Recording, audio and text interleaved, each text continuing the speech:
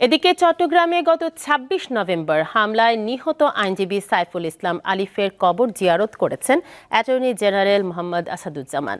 সকালে চট্টগ্রামে লোহাগাড়ায় চুন্তি ইউনিয়নের ফারেঙ্গা গ্রামে গিয়ে মরহুমের রুহের মাগফিরাত কামনা করেন তিনি। পরে শোকসন্তপ্ত পরিবারের সদস্যদের সমবেদনা জানান। এ সময় অ্যাটর্নি জেনারেল সাংবাদিকদের জানান, আইনজীবী আলিফ হত্যার বিচার দ্রুত করতে যা যা করণীয় আইনি কাঠামোর মধ্যে থেকে সরকার সবকিছুই করবে। এখানে আলিফের পরিবার শুধু একা না, গোটা রাষ্ট্র ব্যবস্থায় এখানে বাদী। সুতরাং ন্যায় বিচার প্রতিষ্ঠার জন্য, আলিফের এই হত্যাকাণ্ডের বিচারের জন্য যা যা করণীয় সরকার তাই করবেন। যদি কাউকে আইনি সহায়তা দেওয়ার ব্যাপারে বাধা দেওয়া হয়, আমরা এটা খতিয়ে দেখব এবং আমরা মনে করি ন্যায় বিচার প্রতিষ্ঠার পথে ইভেন খুনিরও অধিকার আছে আইনি সহায়তা পাওয়া। আমরা সেই লাইনে আগাবো।